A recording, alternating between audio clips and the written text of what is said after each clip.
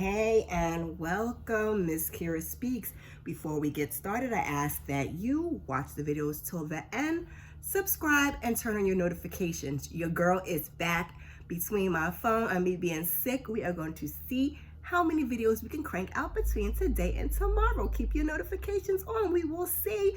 We are here for another episode of Our Kind of People, Season 1, Episode 7, titled Fathers, Daughters, Sisters. Had a little wardrobe change for you, to go with the episode, because if you know, then you know, and gave you a little purple lip. Let me see. Okay, so as the episode opens, we see Teddy. He's sitting on the beach and he's wearing all white. And a man emerges from the water. He's also wearing all white and he approaches Teddy. They hug. It's Lewis. We realize at that moment that Teddy is dreaming or having a hallucination. And he tells him he missed him so much. And Lewis is like, I can't believe you're here. Why'd you come? It's a long story, Teddy says. Something's not right. It hurts. My heart hurts. This is Teddy. And then we see Teddy in the hospital where we left him last week. We also return to the conversation that Angela was having with Nikki. Mom, what are you saying right now? She starts, when I went to visit him in prison. Prison, Nikki repeats, with quite the attitude. He's a good man, she says. And at this point, Nate is sitting down, which is what he should have continued to do from the jump. But I guess I can't fault him for wanting to meet his daughter. So Nikki storms off and Aunt P goes after her. Nate apologizes and Angela's like, no apology is necessary. Like, it was going to be difficult one way or the other. She says, they'll figure it out, and she's glad that he's free. So he says, for Teddy to do this for him and not even know him, it speaks volumes to how he must feel about, or how much he must feel about her. I can't remember his exact words close enough. I don't know about all that, Nate. But Nate says he's going to get out of there, and we find out that Teddy is letting him stay at a room in his compound until he gets situated. So the doctor comes, and he's going to give Leah an update on Teddy's status. And Angela comes over, and she joins her. So he's stable. He suffered a mild heart attack. Leah asked Dr. Baker to speak privately. So they go into another room, and Angela is right behind them. And Angela is asking what could have caused it. And the doctor reveals that his x-rays show lesions around his heart, and his blood work shows that he may have been over-medicating to hide the Parkinson's symptoms. Leah wants to see him. Angela does too. In Teddy's room, Angela asks Leah, why didn't you tell me he had Parkinson's? Why should I have to? Then, she apologizes for her attitude. It's a lot. She hasn't even told Raymond yet. Teddy didn't want anybody to know, and Leah asked Angela, to keep quiet about it because it could have damning consequences with the board and the shareholders of Franklin Holdings and his legacy. And we know that Teddy is super big on legacy. So Angela says, listen, I won't say anything. Leah leaves to go check on Raymond and the kids, and Angela, stays back. Angela tells Teddy, listen, I just lost my mom. You can't die on me now.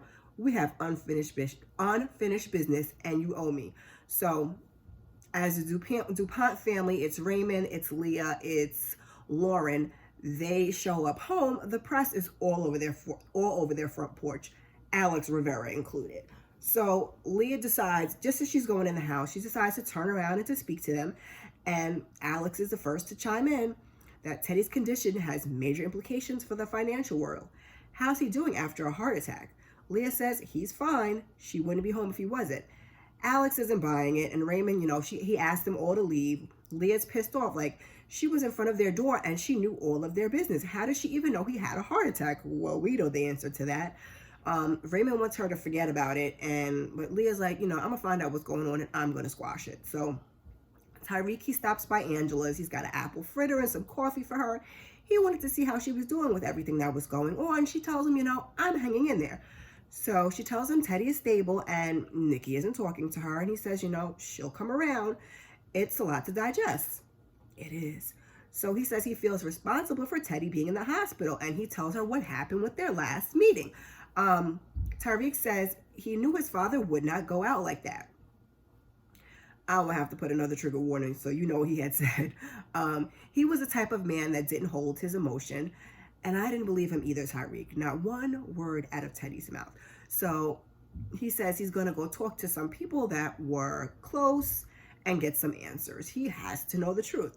So Leah is telling Quincy how to get onto the property if the press is still out there. And I'm wondering, why did he not know that already, as affluent as his family is? But I digress. So she has a conversation with Raymond about Alex and why she's there again.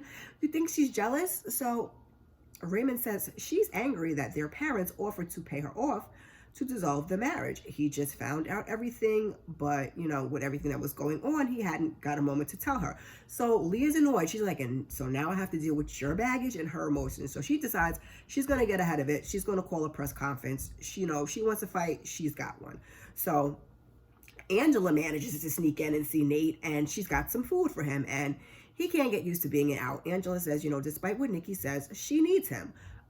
He wouldn't have been able to survive in there if she hadn't been born. And we find out that not only did Eve write to him in prison, but she came to visit him and kept him updated. I mean, I'm glad she did.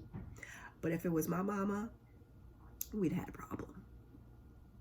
Then again, it's clear Angela didn't know, and Eve is no longer here. So she apologizes. She should have told Nikki about him, and he says he understands. She did what she needed to do to protect her. And Nate she sees the pillow. So Nate's been sleeping on the floor, and he's like, it's hard because of the way he was conditioned. He's been deprived of air and space, humanity for so long. He started growing his locks because that was the only luxury that they couldn't take from him. They couldn't, take away from him. So she's like, it was out of spite. And then they're like rebellion, anger, and they hang to remind him of the 17 years of pain and shame that he put them through. So the next thing you know, it's nighttime, and they're on the beach. They have a fire lit, and they're doing a whole ceremony to cut his locks and shed some of his pain. She had a whole speech. I didn't write none of it down, but it was basically about pain being transferred into our hair and unburdening our hearts and starting anew. It was a cute little scene, and I'll just leave it at that. He gives her a journal that he kept for 17 years, and he wants her to give it to Nikki. And I was like, it looks kind of small to me for 17 years, but what do I know? And I was wondering if Angela may get back together with Nate. I know it might not be in her mind right now, but I don't know. They was looking kind of cozy out there on that beach. So the next morning, Angela, she goes into Nikki's room to give her Nate's journal, and she's in there crying. Just upset teenagers, man. I mean, this time she does have a reason, but still, like, she's always crying and upset about something. So Angela says there's nothing she can say to make it right. She wants an opportunity to explain. And she says Nikki was 8 months when Nate went to prison. He was young, scared, but he loved her. She tells her, he's so much more than his mistakes. He's a poet, an artist just like you. Do we know Nikki was an artist? I don't remember them telling us that, but maybe I'm just forgetting.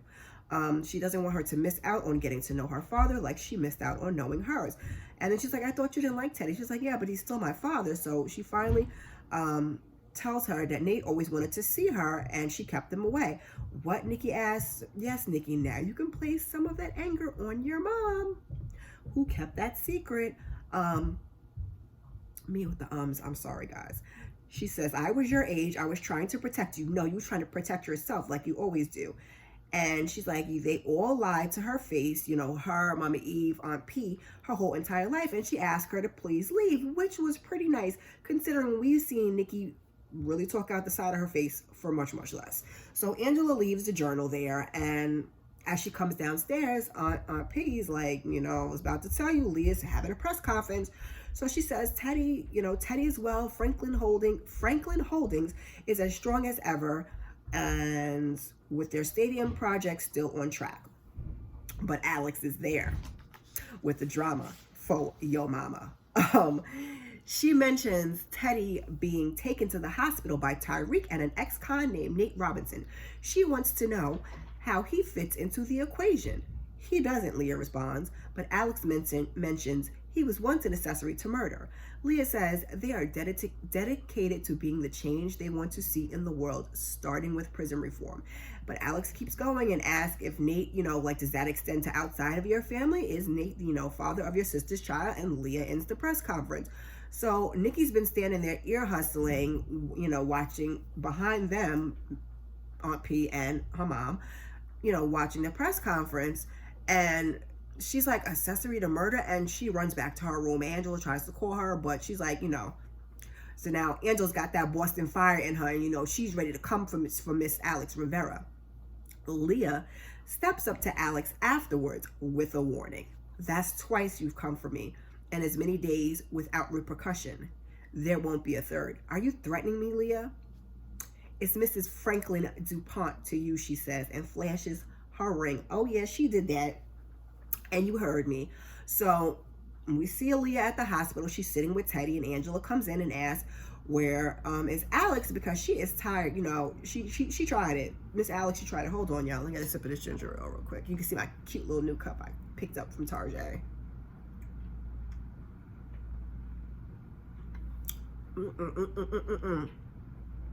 So, yeah. Like I said, Angela comes in. She's fired up. Alex tried it, she want a piece of her, and Leah's like, she's relentless and I could use some backup. And while they're talking, Teddy goes into cardiac arrest, and I'm surprised they didn't, throw them out of the room, but it's TV. So Teddy's back in his daydreams with Lewis, and they're at their father's funeral, I'm assuming, because it's, his father's in a casket. And he says, you were Dad's favorite. And Lewis is like, no, I was his first. Teddy says, you sound like that was a burden. He's like, you assume it wasn't. I love this man. But he says, Teddy was the beneficiary of all his mistakes that he made, that the father made with Lewis. So it appears that Teddy was Dad's favorite, and Teddy says, he's not ready to go. We never are, Lewis says. So Lauren, she's downstairs crying, and Raymond comes down, and she tells him that they're rushing Teddy into emergency surgery, and she's upset. So she says she's scared, and he holds her and consoles her, and he reminds her that, your grandfather's a fighter. Indeed he is. So Nate, peeks out, and he's like, I don't mean to interrupt. I was just trying to get the sandwich that Miss Jackie left for me. He apologizes for what happened to Teddy, and he says, I'm praying for him. He tells them, for what it's worth, what you have with your dad is special. He hopes to have that with his daughter one day. And Raymond's listen, you're a guest, make yourself at home. Like, you don't got to tiptoe around. And I was like, that's really nice. Of them family adjacent or not, I don't know if I'd be able to welcome a stranger into my home like that. I don't know. Am I wrong? Maybe I'm just being weird. So Miss Jackie, we see, is the head of the staff, and she's meeting with the staff to discuss what they are to say. You're with Teddy, everything that's going on with Teddy is unavailable. Their sole duty is to keep things together there, and she wants to keep she wants them to keep away from all members of the press. Report back to her if anything seems amiss. So Tyrique is there, and he wants to talk to her. He needs answers. She's like, there was a guy that your dad, that knew your dad better than anybody, Darius Bates. Darius. Ain't that Aunt P's Darius? I shouted at the TV. I surely did. So she's like, your dad will hire him sometimes when he needed extra security. So Tyrique is like, great, where can I find him? You can't. He's dead. Lady, why? I'm like shaking my head, like, what? But she's like, he did have a girlfriend back then, Patricia Vaughn, like, you might know her. He's like, that lady holds more secrets in the grave. We know she does, and I don't know why y'all keep stringing us along, and y'all drop everything else on us, but y'all ain't dropping this on us. So Raymond, he's outside, he's sitting in Alex's car, and he's telling her, listen, you went too far, and she doesn't, she's like, she didn't get to where she is by being soft. You asked me to help destroy Teddy Franklin, and now you want me to go easy. Which is it? And he's like, I was talking about Teddy, not my wife. They are one and the same, Alex says. Why don't you get that? Why don't you get that by now? And I can't say she's wrong about that. I mean, even though she's having a softer side, her dad is sick and everything, how Miss Leah typically do. So she's like, He said he only wants his company back. He doesn't want his wife to get hurt in the process, especially while her father is on his deathbed. So she says, listen, let me do what I came here to do. Then, she continues to talk about what Teddy did to them. And she continues to talk about what Teddy did to them. Don't you ever wonder what we could have been? And then she kisses him. He pulls away. No, I love my wife. So he gets out the car. He tells her to stay away from his family. And he heads into the hospital. But there was some other conversation. I just skipped over it because we can't have everything. But little sis Angela, she is watching the whole thing unfold. Like, she was standing behind the thing like, I don't know how he walked past her and didn't see her. So now we see Nikki at home and she's listening to some music when Lauren comes in to check on her. Are you okay? That's a loaded question. How's Teddy? She's like, he's in surgery. And Lauren's like, I took a walk because what else could I do? But wait. So she tells me, I met your dad. I met Nate, and, he seems cool. She's like, she can't imagine not having a relationship with her dad. He gets her. He's the most important relationship in her life. With a mama like Leah, I'm sure the balance is needed. So Lauren is just tearing up and telling her if she had the chance to have it, she should, she should take it. And Nikki tells Lauren about the journal, but she's been too afraid to read it. So Lauren, she volunteers to read it. And,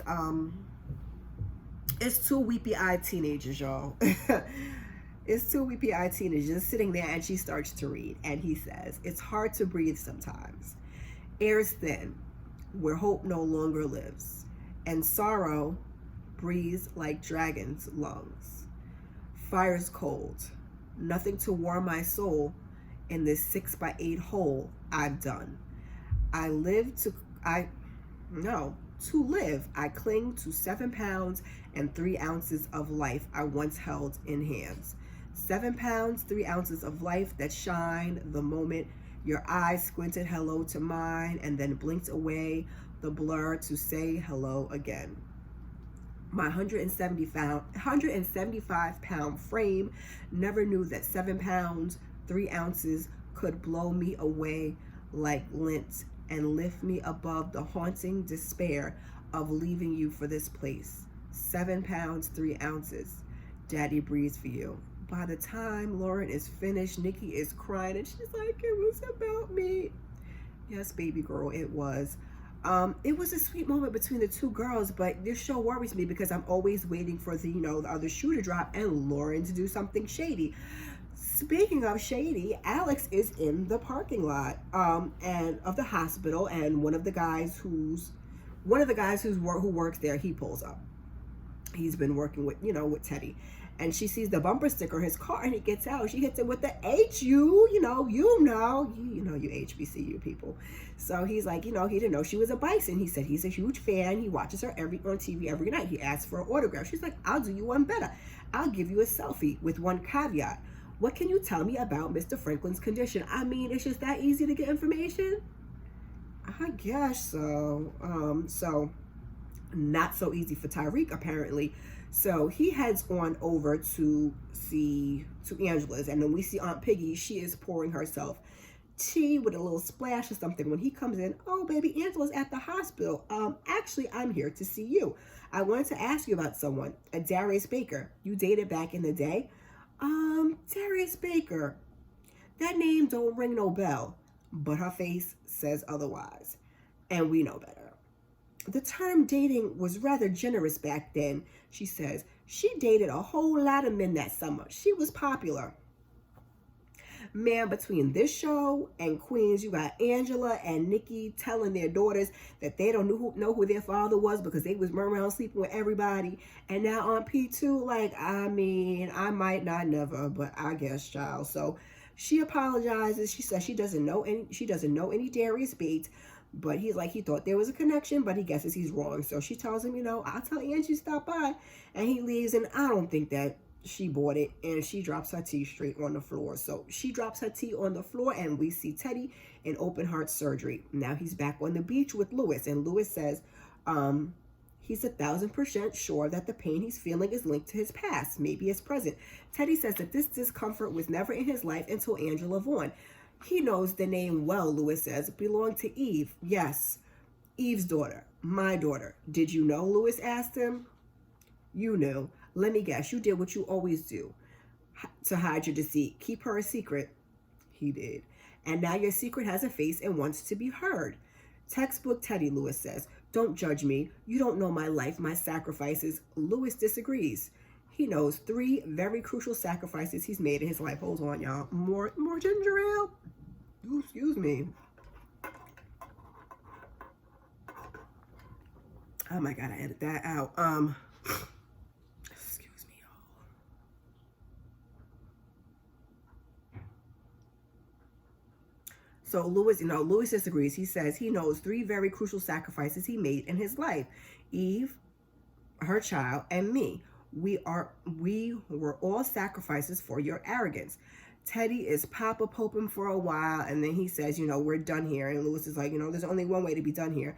And he tells Lewis to go to hell as the surgery concludes. Not telling our dead brother to go to hell. Okay, Teddy. So Raymond steps onto the elevator. Child, wait, let me get ready. She steps onto the elevator, child. Leah and Angela on it. Angela's like, are you the leak? You telling her stuff about this family? And Raymond, and because she's standing in the back, Raymond and Leah both turn around and look at her. What? Raymond asks. Leah's like, what is she talking about? Angela says, and then she solanges him in the face.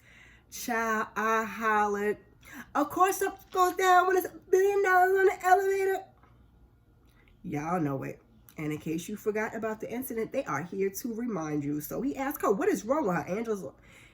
Angela, that's what we get from Leah.